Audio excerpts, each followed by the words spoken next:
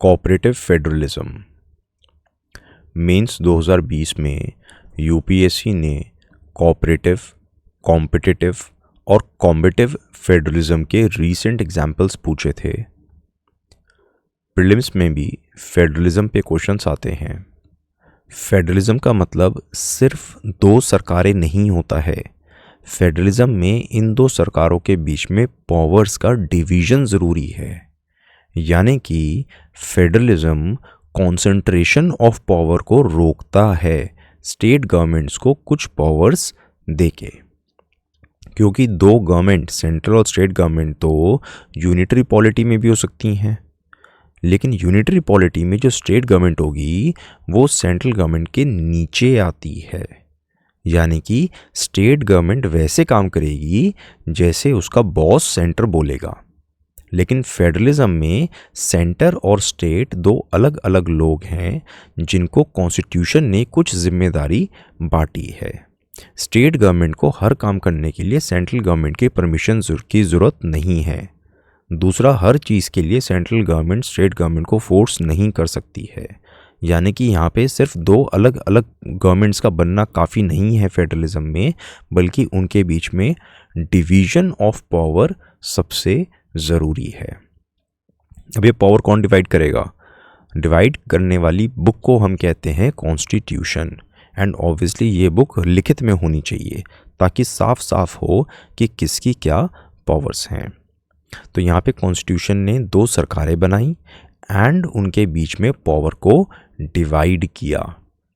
दोनों गवर्नमेंट्स अपने हिसाब से अपनी पावर्स को यूज़ कर सकती हैं, और जब इनके बीच में डिस्प्यूट होगा तो डिस्प्यूट को कोर्ट सॉल्व करेंगे। लेकिन कोर्ट्स का होना अपने आप में काफ़ी नहीं है। कोर्ट का इंडिपेंडेंट होना बहुत ज़रूरी है। इंडिपेंडेंट का मतलब ये हुआ कि कोई भी एक सरकार जजेस को अपॉइंट नहीं करेगी। अगर यहाँ पे जज साहब बैठे हैं और इन जज साहब को सेंट्रल गवर्नमेंट अपॉइंट कर रही है, तो ये जज साहब कैसे फैसला लेंगे कि कौन सही है? ये तो सरेआम कॉन्फ्लिक्ट ऑफ इंटरेस्ट होगा। इसलिए एक फेडरल सिस्टम में इंडिपेंडेंट जुडिशरी का होना बहुत ज़रूरी है। यूनिटरी सिस्टम में कॉन्स्टिट्यूशन हो सकता है ना भी हो। जैसे ब्रिटेन में कोई भी रिटन कॉन्स्टिट्यूशन नहीं है, वहाँ की पार्लियामेंट जैसा चाहे कानून बना लेती है। अगर कॉन्स्टिट्यूशन है भी तो वो एक गवर्नमेंट बनाता है, सेंट्रल गवर्नमेंट। उसके बाद एडमिनिस्ट्रेटिव कन्वीनियंस के लिए सेंट्रल गवर्नमेंट चाहे तो स्टेट गवर्नमेंट्स बना सकती है।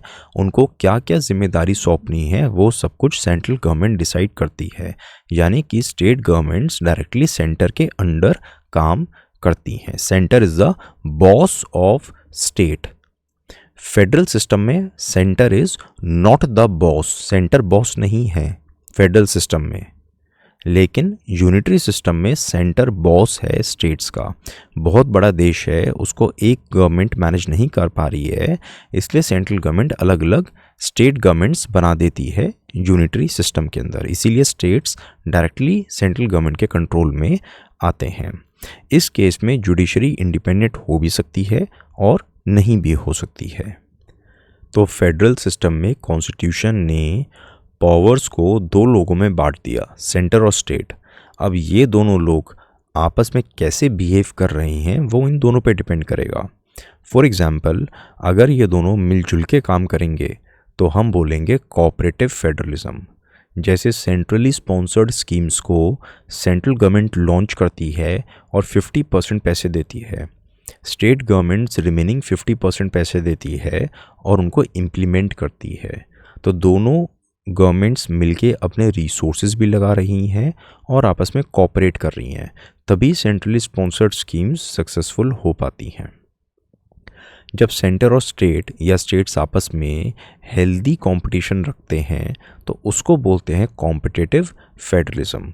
जैसे अब भारत सरकार रैंकिंग्स निकालती है ईज़ ऑफ डूइंग बिजनेस, कौन से स्टेट में कितना ज़्यादा आसान है बिजनेस करना, या हेल्थ के मामले में एजुकेशन या स्वच्छ भारत के अंतर्गत कौन से सिटीज़, कौन से स्टेट ज़्यादा साफ़ सुथरे हैं।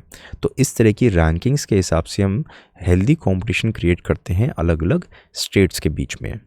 कॉम्बेटिव फेडरलिज्म में सरकारें हमेशा आपस में लड़ती रहती हैं। फ़ायदा उस पार्टी का होता है जो जीतती है और नुकसान होता है हमेशा जनता का। अब आपका कंसेप्ट तो क्लियर हो चुका है कि कोऑपरेटिव, कॉम्पिटिटिव और कॉम्बेटिव फेडरलिज्म में क्या डिफरेंस होता है।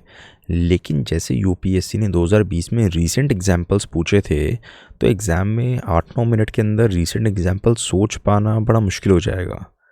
तो उसमें अप्रोच क्या होनी चाहिए? देखो, सिंपल सी बात है, दो गवर्नमेंट्स हैं, central government, state government.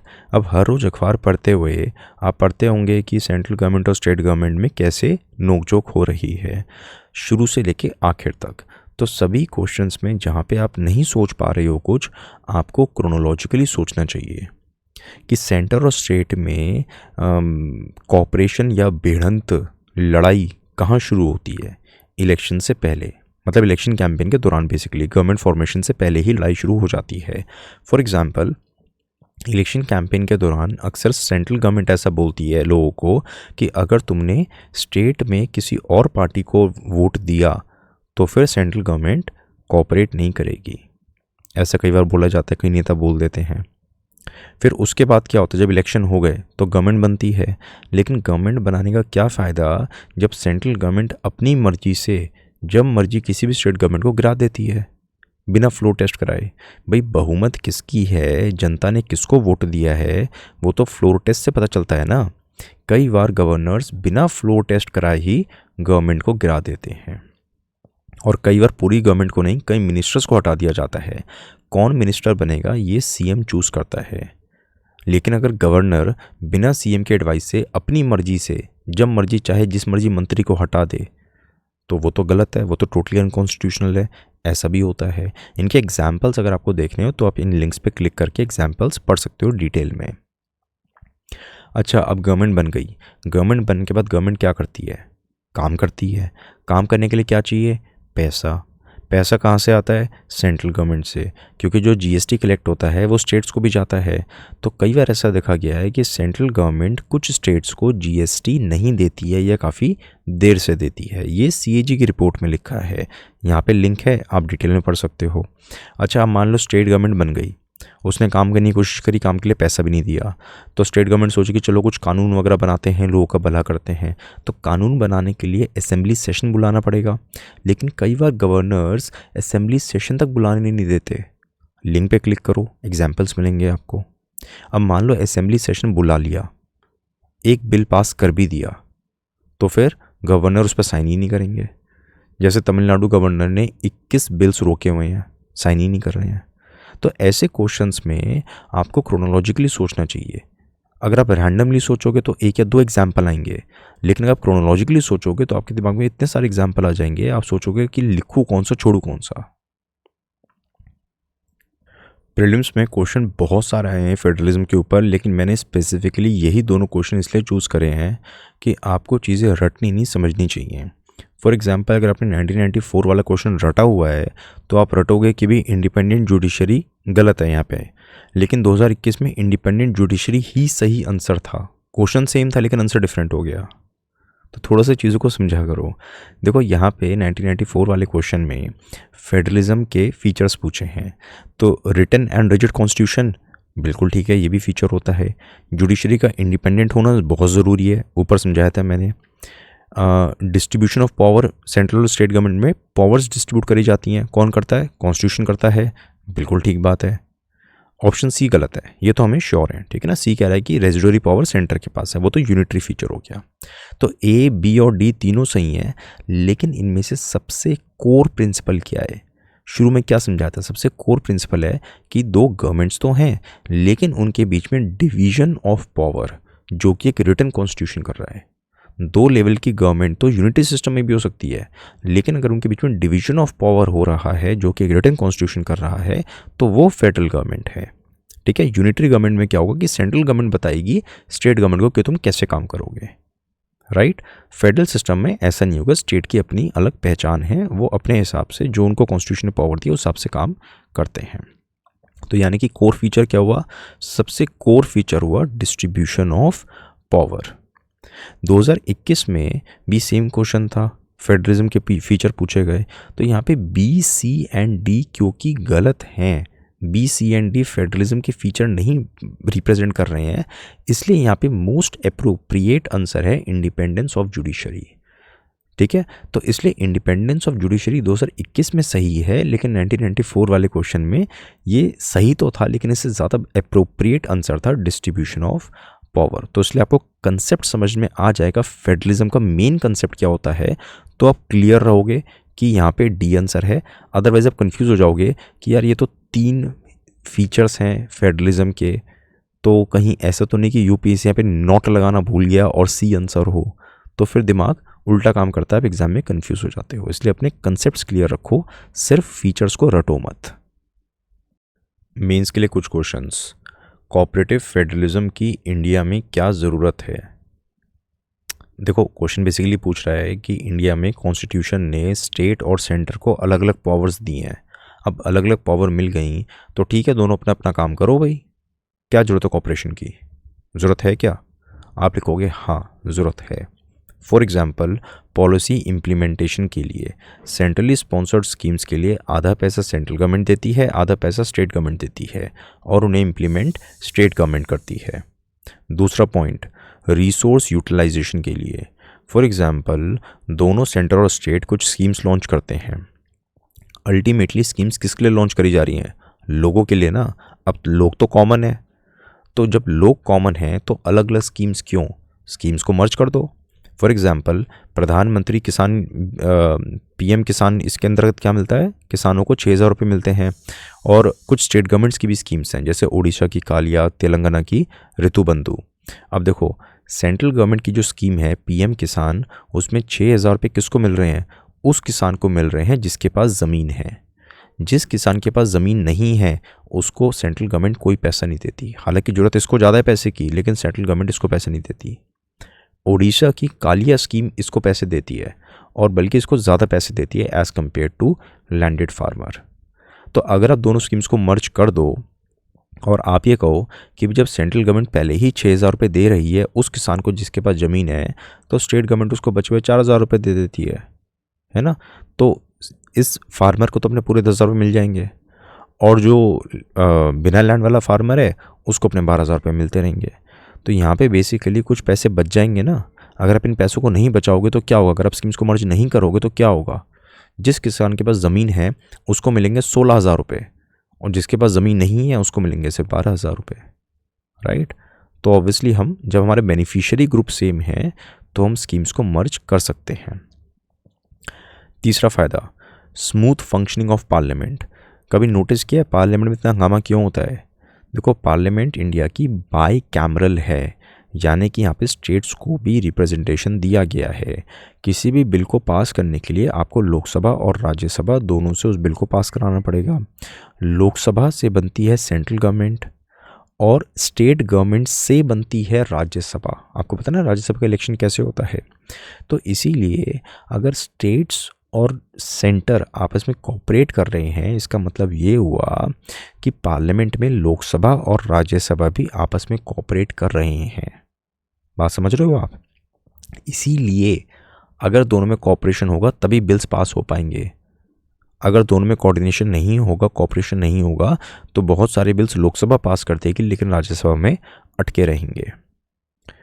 For stronger national security, terrorism, organised crime, ये इन चीज़ों को तब टैकल कर सकते हो जब सेंटर की सिक्योरिटी एजेंसीज़ और स्टेट के सिक्योरिटी एजेंसीज़ आपस में कोऑपरेट करें। फॉर एग्जांपल जो लोकल इंटेलिजेंस होती है वो सबसे ज़्यादा होती है स्टेट गवर्नमेंट के पास, क्योंकि जो स्टेट पुलिस होती है उनके बीट लेवल पे जो कांस्टेबल्स होते हैं, इन्फॉर्मर्स होते हैं, उनके पास ग्राउंड लेवल की इन्फॉर्मेशन होती है। उस इन्फॉर्मेशन को साझा किया जाता है सेंट्रल गवर्नमेंट की एजेंसीज़ के साथ, और सेंट्रल गवर्नमेंट की एजेंसीज़ के पास पूरे देश से इस तरह के इनपुट्स आते हैं, और उन सारे इनपुट्स को एनालाइज करके हम पता लगा पाते हैं कि कहाँ पे किस किस क्रिमिनल नेटवर्क के तार जुड़े हुए हैं। आखिरी point, for the sake of democracy. यार एक सिंपल सा पॉइंट है, कई बार सेंट्रल गवर्नमेंट ऐसा बोल देती है, और सिर्फ आज की बात नहीं है, ठीक है, ये हमेशा से होता आ रहा है इंडिया के अंदर, पिछले 17 साल से होता आ रहा है। कई बार सेंट्रल गवर्नमेंट ऐसा बोलती है कि we are superior than the state government, states को हमारी सुननी चाहिए। भैया क्यों सुननी चाहिए? जिस जनता ने सेंट्रल गवर्नमेंट को चुना है उसी जनता ने तो स्टेट गवर्नमेंट को चुना है। तो अगर तुम स्टेट गवर्नमेंट की बात नहीं मान रहे हो, स्टेट गवर्नमेंट को डिसमिस कर रहे हो, ये कहते हो कि छोटी सी सरकार है, उड़ा दो इनको, कुछ भी कर लो, खरीद लो, तो उससे क्या हो रहा है? उससे आप जनता की तौहीन कर रहे हो। जिस जनता ने आपको चुना है उसी जनता ने स्टेट गवर्नमेंट को चुना है।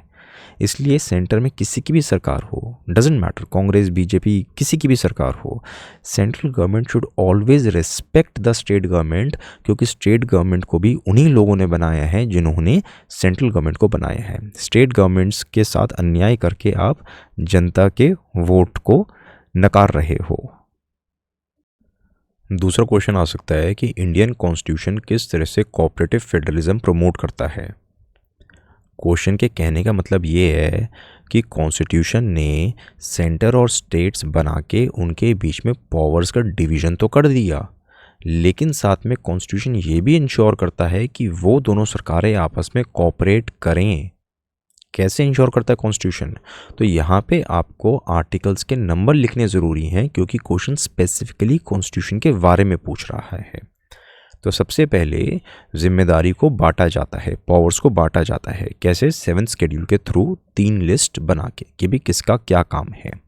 उसके बाद जब सेंटर और स्टेट अपना काम करते हैं, कानून बनाते हैं, कोई एक्शन लेते हैं, तो उसको पूरे इंडिया में रिकॉग्नाइज किया जाता है। यानी कि article 261 full faith and credit is given to acts of union and all the state. हाँ, ज़रूरी नहीं कि आप उसको लागू कर पाओ। फॉर एग्जांपल, अगर एक स्टेट ने कानून बनाया है अपने स्टेट के लिए, ऑब्वियसली वो कानून दूसरे स्टेट में एप्लीकेबल नहीं है, लेकिन आप उसको रिकॉग्नाइज ज़रूर करोगे। फॉर एग्जांपल, मान लो कोई भी कोर्ट केस चल रहा है या कोई कमेटी बैठी है कि हम अपने स्टेट में कैसे इंप्रूवमेंट कर सकते हैं, you can always give a reference. आप रिकॉग्नाइज कर सकते हो कि फ़लाना स्टेट में स्टेट गवर्नमेंट ने ऐसा ऐसा कानून बनवाया था या उसमें ये इन्होंने स्टेप्स लिए हैं। You can always recognise and refer to such acts. Article 312 all India service आपको रिक्रूट कर रहा है यूपीएससी, सेंट्रल गवर्नमेंट। आपकी ट्रेनिंग लबासना में होगी, सेंट्रल गवर्नमेंट, लेकिन आपको डिप्यूट किया जाएगा as SDM, DSP in the state government. तो यहाँ पे भी दोनों के बीच में कॉपरेशन हो रहा है। आर्टिकल 263 इंटर स्टेट काउंसिल, इसमें सेंट्रल और स्टेट गवर्नमेंट सारी मिलके आपस में डिस्कशन करती हैं इंपॉर्टेंट चीज़ों के ऊपर। Inter state council. Article 279A GST council, India में जीएसटी के क्या रेट्स रहेंगे किस आइटम पे, ये सेंटर और स्टेट मिलके डिसाइड करते हैं। आर्टिकल 279A के तहत जीएसटी काउंसिल बनाई गई, जिसमें सभी फाइनेंस मिनिस्टर्स हैं। ठीक है, finance minister of all the state, union territories and the union finance minister. ठीक, कुछ और एग्जाम्पल, ये तो हो गए कॉन्स्टिट्यूशन के रेफरेंसेस। अगर कोई रीसेंट एग्जाम्पल की बात आए तो आप छोटे छोटे पॉइंट लिख सकते हो, जैसे कि नीति आयोग। नीति आयोग के बहुत सारे प्रोग्राम्स हैं, जैसे कि एस्पिरेशनल डिस्ट्रिक्ट प्रोग्राम, जिसमें सभी स्टेट्स को रैंकिंग और डिस्ट्रिक्ट्स में रैंकिंग दी जाती है कि कौन सा डिस्ट्रिक्ट किस पैरामीटर पे कैसा परफॉर्म कर रहा है। अगर किसी डिस्ट्रिक्ट ने अच्छा परफॉर्म किया, अगर किसी स्टेट ने अच्छा परफॉर्म किया किसी चीज़ में, तो बाकी स्टेट्स उससे क्या सीख सकते हैं। इस तरह का बहुत सारा नॉलेज शेयरिंग नीति आयोग करता है। 14th फाइनेंस कमीशन ने कहा कि डिविजिबल पूल का 32% की जगह 42% हिस्सा अब स्टेट गवर्नमेंट्स को मिलेगा। जैसा हमने पहले भी एक बार देखा था प्रीलिम्स की एक क्लास के अंदर इकोनॉमी में, कि ग्रॉस टैक्स रेवेन्यू के 2 हिस्से होते हैं। एक होता है डिविजिबल पूल, दूसरा होता है सरचार्ज एंड सेस। तो डिविजिबल पूल का पहले 32% मिलता था स्टेट्स को, अब मिलता है 42%। ठीक, and central launched Uday scheme.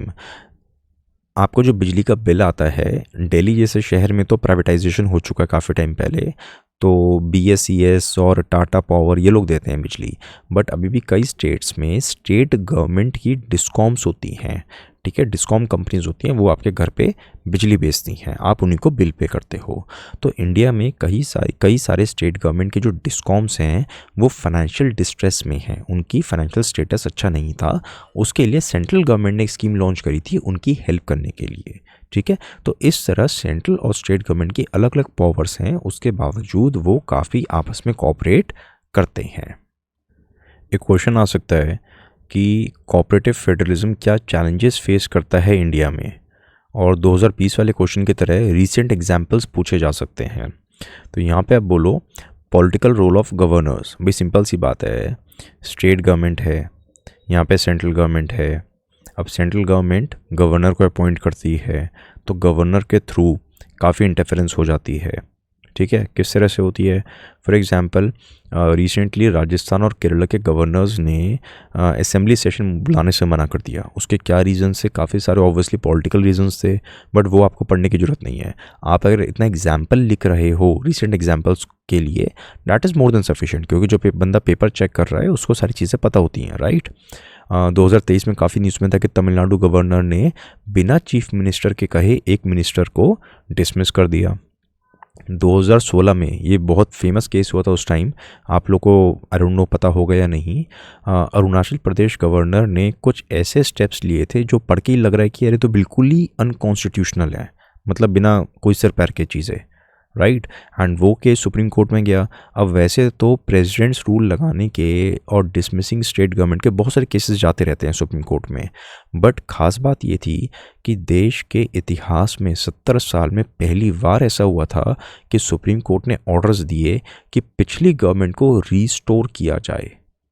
अक्सर सुप्रीम कोर्ट ये कह देता है कि भी फ्लो टेस्ट कराओ, लेकिन यहाँ पे ऑर्डर्स इतने ज़्यादा इलीगल थे, सुप्रीम कोर्ट ने कहा कि हम डायरेक्टली ऑर्डर कर रहे हैं कि आपको पिछली सरकार को रिस्टोर करना पड़ेगा।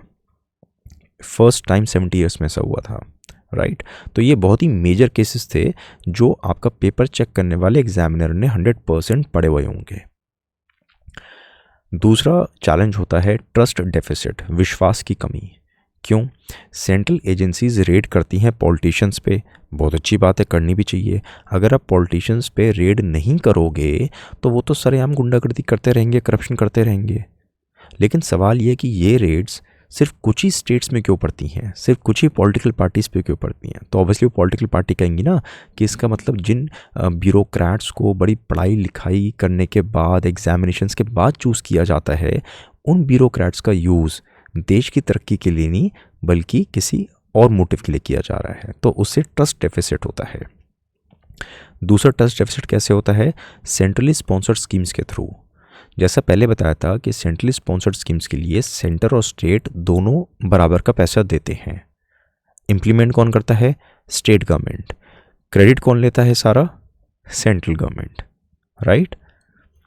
डिले इन, क्योंकि देखो ना इनमें मैक्सिमम में क्या होता है कि प्रधानमंत्री का नाम जोड़ के और फिर आगे स्कीम का नाम लिखा होता है, तो लोगों को लगता है भी तो सारी सेंट्रल गवर्नमेंट की स्कीम्स हैं। Delay in releasing GST fund. CAG की रिपोर्ट कई बार कह चुकी है कि जीएसटी फंड्स को, जीएसटी कंपेंसेशन सेस को, इन चीज़ों को सेंट्रल गवर्नमेंट काफ़ी देर से स्टेट्स को देती है। Excessive use of concurrent list. Agriculture state list में आता है, लेकिन एग्रीकल्चर पे जो 3 कानून बनाए थे जिनके खिलाफ कई महीनों तक पंजाब और हरियाणा के किसान दिल्ली बॉर्डर पे थे, उन किसानों को उन लॉज को, उन फार्म लॉज को सेंट्रल गवर्नमेंट ने बना दिया, जबकि एग्रीकल्चर आता है स्टेट लिस्ट में। क्यों? सेंट्रल गवर्नमेंट ने कॉन्करेंट लिस्ट के एक टॉपिक का यूज़ किया और कहा भी ये पर्टिकुलर तरह का ट्रेड एंड कॉमर्स तो सेंट्रल गवर्नमेंट बना सकती है इस पर कानून, और बना दिया। बाद में क्या हुआ? सरकार को वो कानून वापस लेने पड़े। सेंटर कंट्रोलिंग ब्यूरोक्रेट्स इन स्टेट, ये भी काफ़ी न्यूज़ में था, और आप लोग जब आईएएस बनोगे तो आपको तो खुद एक्सपीरियंस करना पड़ेगी ये वाली चीज़, ठीक है। सुप्रीम कोर्ट ने यूनानिमसली कहा था कि दिल्ली गवर्नमेंट अपने ब्यूरोक्रेट्स के ऊपर कंट्रोल रखेगी, ठीक है। वो जो 3 फील्ड्स होते हैं ना जिनमें दिल्ली गवर्नमेंट को पावर्स नहीं है, वो 3 फील्ड के ब्यूरोक्रेट सेंट्रल गवर्नमेंट देखेगी, बाकी सारी चीज़ों में दिल्ली गवर्नमेंट देख सकती है। बिकॉज ऑब्वियसली अगर दिल्ली के लोग वोट डाल के सरकार चुन रहे हैं तो सरकार के पास कुछ पावर भी तो होनी चाहिए। सुप्रीम कोर्ट ने फैसले दिया दिल्ली गवर्नमेंट के फेवर में। कुछ दिनों के बाद सेंट्रल गवर्नमेंट ऑर्डिनेंस ले आई और कहा कि नहीं, ये सारी चीज़ें भी ब्यूरोक्रेट से करेंगे। वो पावर इलेक्टेड गवर्नमेंट के हाथ से ले ली गई, राइट। तो ऑब्वियसली स्टेट्स कहेंगे यार ये क्या बात हुई, जनता हमें चुन रही है और हमें तो कोई पावर नहीं दे रहे हो।